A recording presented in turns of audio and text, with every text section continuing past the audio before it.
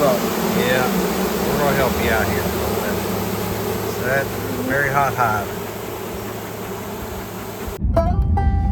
All right, welcome back with us this morning. I'm Clint. I'm David.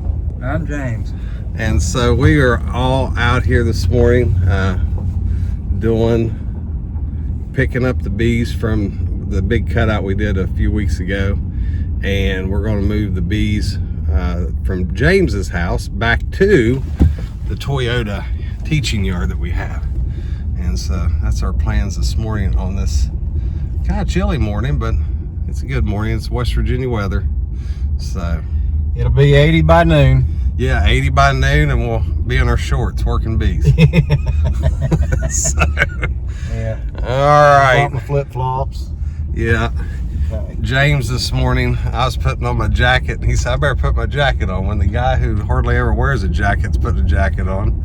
So, but they were pretty good, weren't they? They weren't bad. We got them closed up pretty quick, and we got a few sticking to the bottom. I guess they kind of filled the box up. I'd say a few of them got stuck out there. They didn't have room to go in, so. Yeah, so anyway, all right. Well, stick along for the ride. We're out here picking up the bees that we got out of that old house right there, Grandpa's house. Good morning, guys. Yeah, good morning. Morning. How are you? We're all really not with it this morning. So we met again at the plant. Anyway. So they are in there. It sounded like a vacuum cleaner running this morning, didn't it? Yes, it did. So they're definitely trying to keep things cool in there, so I'd say that was packed out.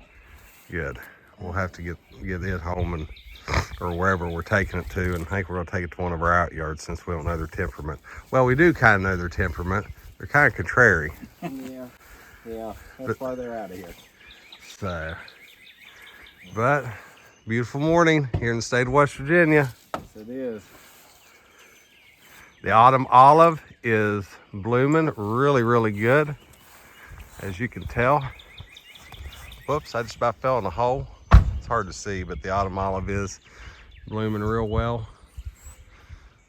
It is not native, but it does produce a lot of nectar. So, all right, well, we're gonna take these girls to their new home. All right, so we have decided we're gonna go ahead and move the two right there in the middle. Those are the mother hives of the double screen board splits that we did. The one on either side are the ones that have cells in them. So we're just gonna leave the ones with cells in there till the girl gets hatched and gets mated. And so what we will do is we are going to,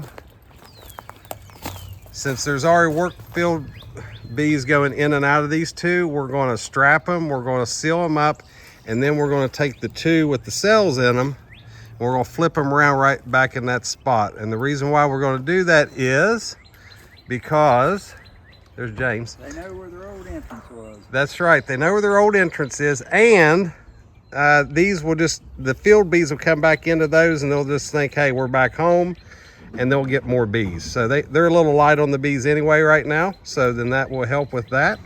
So if you're ever moving bees and you think, well, where are all these field bees going to go, just stick maybe a lighter colony right back in that area, and that will help the numbers with the field bees a little bit better. So one of the hardest things to do in beekeeping, in our opinion, is get that smoker going and keep it lit. Keep it going. So new beekeepers, don't think that it's just you. All right, so we're gonna take that one. Let's off. do that one first, yeah. This one here? Oh, actually, no. Do that one over there. Yeah, look, they went back in already. So a minute ago, they were like all over the place.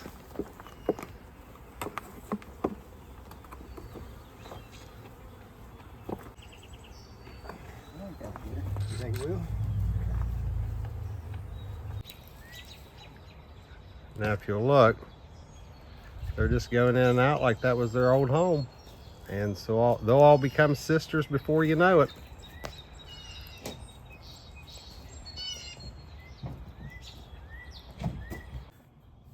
So that's where we're going to move the ones that we just loaded up from the teaching yard. We're going to move it out here to the Comer yard.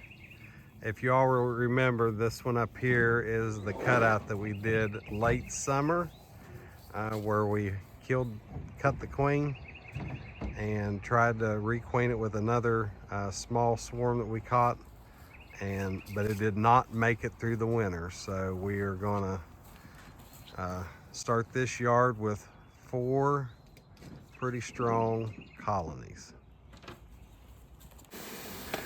All right, so this is from Grandpa's house, and as you can see, they have been cooped up for a bit, and we're hoping that comb did not fall.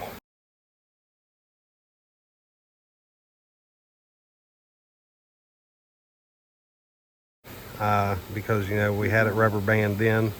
They were out there for 2 weeks. They should have had it fixed up, but we don't know. So we're gonna get in here and see what's going on. I'm pretty sure. Okay, never mind. No, go ahead. No.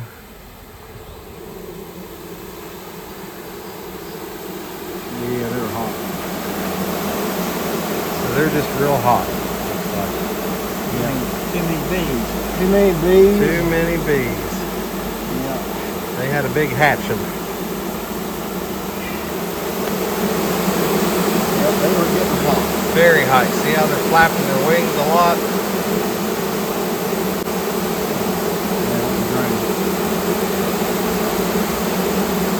Girls are about to take care of your problem. Yeah, we're gonna help you out here a little bit. So that's a very hot hive. So what we did was we just put a spun out brood on top. That'll give them enough room to build and go up. And that should be a really good colony. We'll have to bring some honey supers up here for this one next time. So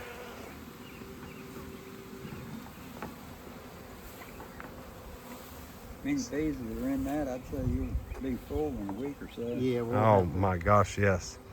So this one is the swarm that was down at Dave Arthur's, David's father-in-law. That's going to be a swarm trap. That's James again. This one here is a good swarm that we got last year that is producing well. Same with this one, and that's the cutout. So hopefully some good genetics on this yard. I would say these were probably hoping at this point that we'd just leave them alone. Yeah. We cut them out 2 weeks ago, let them set for a week and then, or 2 weeks, and then. And this is Brock, the property owner. So, and he's got a whole area down there where he has his garden, and of course, they've started there. It looks like they're almost done. They've clear cut that, haven't they? Thankfully, he hadn't done his that way. So, all right, off to the next venture. All right. So now we get to lift and tug around. We're moving all of those right there back to the Toyota yard. James has been babysitting them for a couple weeks. Bee daddy. Bee daddy. Bee daddy. He's been doing a couple splits and a few other things. So we're gonna move them today. The reason why we had to move them was Toyota and the environmental group and James put down pavers in here and planted a tree in the middle of it. So this is Toyota, and this entire area is the pollinator garden that you see. All the way around, and that's building the new daycare center right there. Well, they're back home. Now we're just shimming them up, making sure everything's looking good.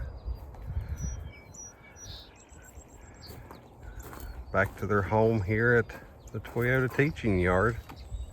The one that has got the stuff in it, that's the ornery one. Which one is it? The one that's got the stuff stuck out of the... Okay, well, let's go around the next room. That's the ornery one? Yeah. That's good. Put it right by the entrance.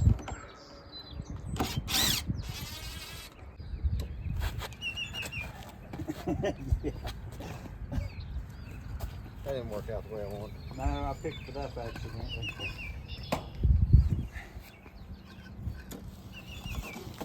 A little mad after their journey.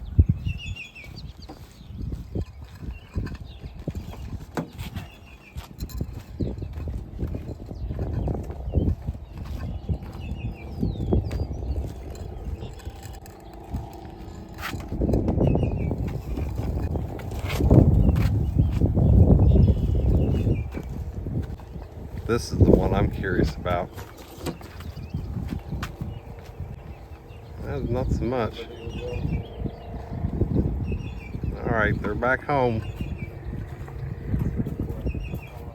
We're gonna stop here at one of the big areas, breakfast areas of West Virginia, Tudor's Biscuit World. If you're ever through West Virginia, totally recommend you stop and get some good breakfast or dinner at Tudor's. They also have Gino's Pizza and Spaghetti. He owns it. Huh? We'll grab 2 of those that are spun out. Yeah? Take them out there with us. Okay. We may set that 2-framer, we might be able to set it up. Okay.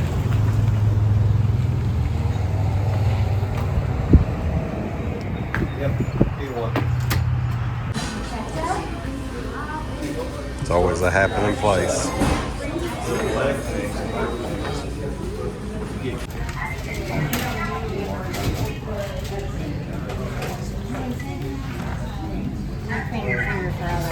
All